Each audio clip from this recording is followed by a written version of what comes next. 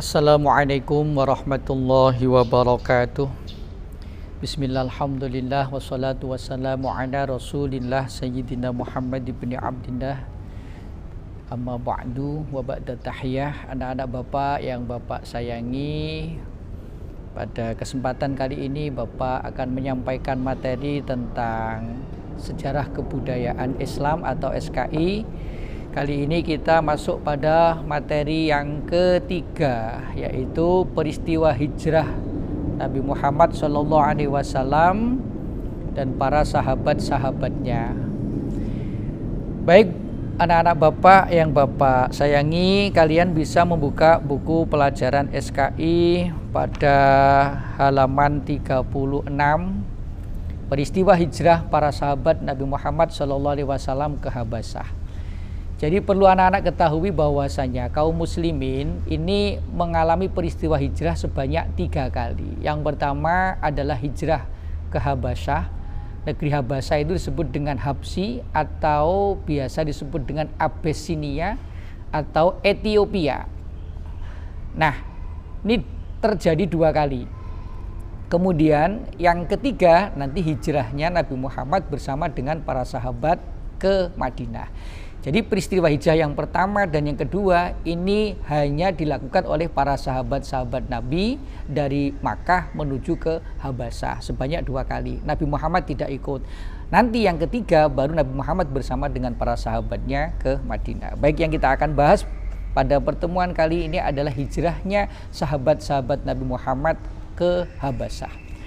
Anak-anak Bapak yang Bapak sayangi dan Bapak banggakan, setelah agama Islam berkembang di kota Mekah, sejak Nabi Muhammad diangkat menjadi Nabi dan Rasul, kemudian agama Islam terus berkembang dan pengikut Nabi semakin bertambah, semakin tambah. Akhirnya orang-orang kafir Quraisy semakin membenci, terutama orang-orang kalangan golongan Abu Lahab, Abu Jahal dan konco-konconya ini sangat membenci kepada Nabi Muhammad, sehingga mereka mengadakan tekanan-tekanan kepada orang-orang Islam yang lemah. Golongan para Buddha ini ditekan, disiksa. Bahkan tidak jarang di antara mereka yang sampai pada akhirnya meninggal dunia gara-gara disiksa oleh orang-orang kafir di Quraisy. Nah, melihat kejadian yang seperti itu, akhirnya pada satu ketika golongan para sahabat Nabi yang kuat-kuat ini merasa tidak tahan akan perlakuan dari orang-orang kafir Quraisy, sehingga mereka mempunyai rencana untuk hijrah. Hijrah itu artinya pindah dari satu tempat ke tempat yang lain. Mereka ingin menyelamatkan akidah itu dengan cara berpindah ke satu tempat dengan harapan di tempat itu nanti akan mendapatkan perlindungan, akan mendapatkan sesuatu yang lebih baik. Akhirnya baginda Rasulullah SAW memberikan izin kepada mereka, dan baginda Rasulullah mengatakan bahwasanya di sana ada raja yang tidak menyakiti. Artinya di Habsyah, di Habasyah, di Habsyi, di Ethiopia ini ada seorang raja yang bernama Raja Najasyi yang tidak menyakiti. Ini memang masih menganut agama Nasrani, tapi sangat baik, tidak menyakiti kepada orang-orang yang akidahnya berbeda. Nah, akhirnya pada saat itu berangkatlah sejumlah 10 orang laki-laki dan 5 orang perempuan dari golongan orang-orang Islam yang kuat-kuat. Di antara 10 orang laki-laki itu adalah Utsman bin Affan, Abu Hudzaifah, Abu Salamah, Zubair bin Awam, Mus'ab bin Umair, Abdurrahman bin Auf, Amir bin Rabi'ah, Utsman bin Mad'un, Abu Sabroh, dan Suhail bin Baidah. Sementara yang lainnya terdiri 5 orang perempuan, yaitu Ruqayyah binti Muhammad, putrinya Nabi Muhammad, kemudian Sahlan binti Suhail, Ummu Salamah, Laila binti Abi Kalsamah, dan Ummi Kulsum, putri dari Rasulullah SAW. Nah, ada 5 orang perempuan dan 10 orang laki-laki ini berangkat ke Habasyah. Mereka telah menyewa kapal yang sudah disiapkan untuk berangkat ke Habasyah, harus menyeberangi lautan. Nah, kemudian peristiwa itu terjadi pada bulan Rajab tahun ke-5 dari kenabian, setelah Nabi Muhammad 5 tahun menjadi Nabi dan Rasul. Nah, sampai di negeri Habasyah, mereka disambut dengan ramah oleh Raja Najasyi, namanya Raja Najasyi, penguasa Habasyah yang masih menganut agama Nasrani. Kemudian 15 orang kaum muslimin yang hijrah ke Habasah ini bertahan di Habasah selama kurang lebih 3 bulan lamanya.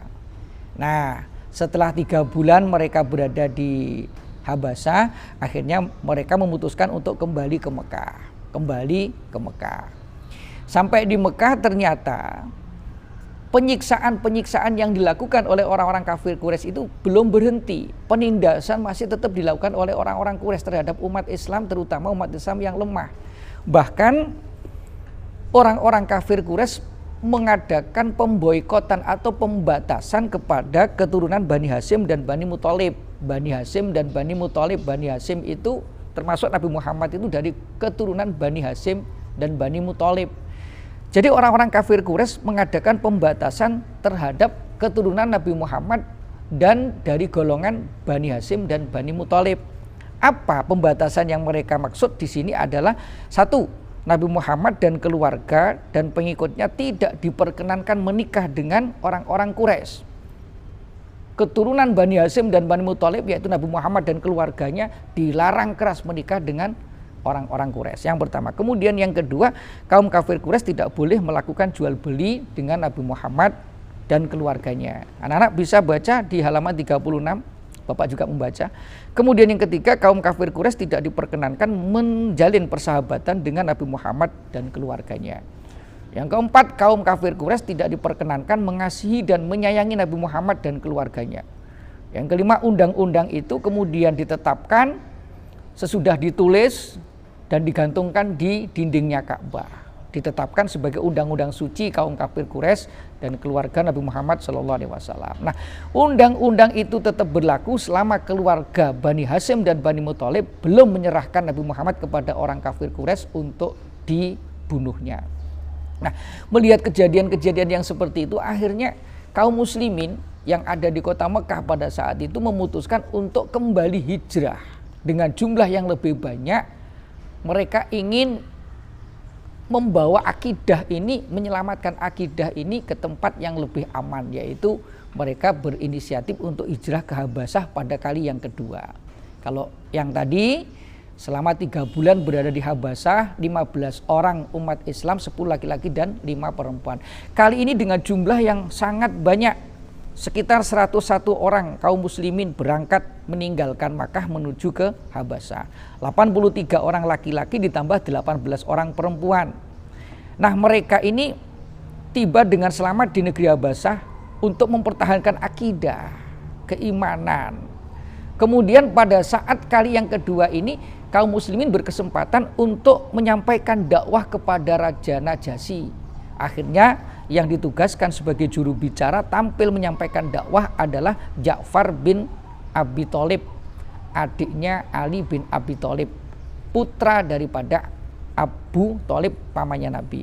Ja'far kemudian menjelaskan tentang Nabi Muhammad sebagai seorang nabi yang diutus oleh Allah menjadi nabi dan rasul, kemudian menyampaikan tentang akidah Islam, menyampaikan tentang ajaran Islam yang rahmatan lil alamin, membawa rahmat bagi seluruh alam, kasih sayang yang disampaikan oleh Ja'far bin Abi Thalib ini kepada Raja Najasyi. Akhirnya dengan penyampaian itu Raja Najasyi tersentuh hatinya, dan kemudian Raja Najasyi itu meneteskan air mata, membasahi pipinya mendengar penjelasan dari Ja'far bin Abi Thalib.